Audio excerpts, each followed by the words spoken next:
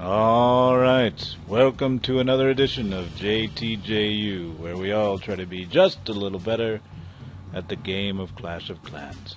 In this edition, episode 9.02, a Memorial Day edition, we've got Svop123 versus Geo in a Mice and Men edition, meaning, as all plans by mice and men, you can plan all you want, but there may be problems that you can learn from. So that's what we're trying to do. Learn from our mistakes or our successes. First off, let's take a look at Geo's base. See what we can learn to help formulate. Oh, he's a little too small there, isn't he? Let's get that a little bigger. One moment. There you go. Now you can see. And usually we'll take a look at the Town Hall size. That's a Town Hall 7. We've got mortars at level 4. And air defenses at 3, whiz towers at 3 and 2, archer towers at 8. So, given that, if you're a genius, you would automatically say this is a blah blah blah type of attack.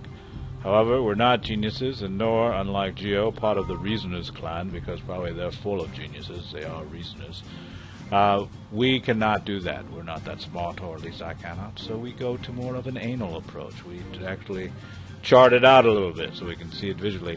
And as you can see, the yellow on this map is Svop's team, his troop levels versus Town Hall, because that's the best way to compare Town Hall versus Town Hall, because the numbers get a little confusing.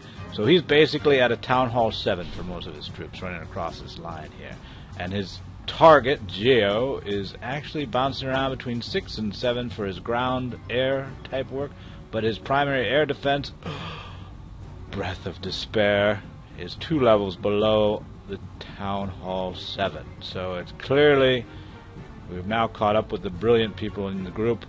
It is a clear air attack. I talked to Svop about it, and he was like, I love dragons. So we totally put together a plan based on dragons. With that, 3 main points came out from the plan. Of course, as always, the step A, spam the dragons.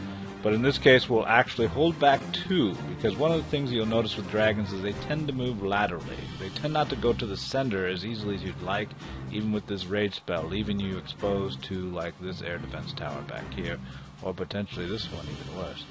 So what we will do is we will actually hold 2 back, drop 2 up here at B right after A is spammed out. That'll clear up this area by the time this part of the dragon horde moves into this area, allowing them to quickly turn back in. What we don't want them is to turn up, allowing this air defense just to focus on one group of dragons. That could have been a problem. The other thing you'll notice, of the 3 things we want to point out, this is point number 2, is that the strategic value of this air defense tower is probably more than anything on the map. So we're going to spend a lot of juice, a lot of storage and spell power to get it down, and that would be with the Clan Castle Hog Snipe team. We will release the hogs right here from the Clan Castle. They will bound in, notice the new padding, very more specific, 6 o'clock on the Archer Tower. And then they'll go to this, what we assume to be a Tesla at this position. It's a 2x2 hole. And then they'll bound up, hopefully, and take out this air defense tower. Now, hogs, as we've seen in other videos, tend to be a little crazy. So we may see some hogs bounding off in the wrong directions. So we've got to provide them support. Plus, they'll be shot as they run around. All these, the king, the 2 cannons, the mortars, will all be hammering away at our hogs. So we will drop a heal spell as well here, trying again to get this air defense down so it's not hammering away as our dragons, worst case scenario, go around the horn of it, which would be death for us. So that's the plan, in short. Oh, one other thing. We're not T-ducking. With an all-out dragon rush, only attack of the type that we can do this, we will ignore, once again a breath of almost fear, we will ignore the Clan Castle and King. I mean, ignoring the King with an air attack, that's not as shocking. But ignoring the Clan Castle is, something to take note of. The reason why I do that is because only the dragons, because of their AoE attack, can handle mostly anything that is coming out of the Clan Castle because it'll be grouped. And they're big and fat, and they're strong. The lizards are. So they can take a little damage. So we'll let them just totally ignore it, which allows us to have more dragons. No T-Duck team. This is good. So those are the 3 main things. Ignoring the clan castle, trimming off the top fat part so our dragons stay in the middle, and the hog sniper rush. Let's see how it did. We'll toggle over here.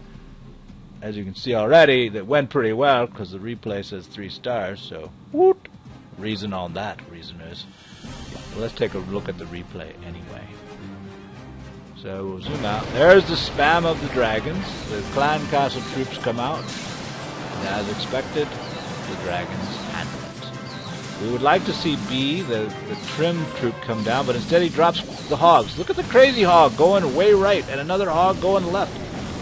Boy, only 2 made it into the middle, so that's why hogs, you need to kind of plan for a little bit of nutballness. But 2 make it to the air defense, and luckily our heal spell is keeping them alive as they're under fire from those 2 cannons, and it does get the strategic asset down.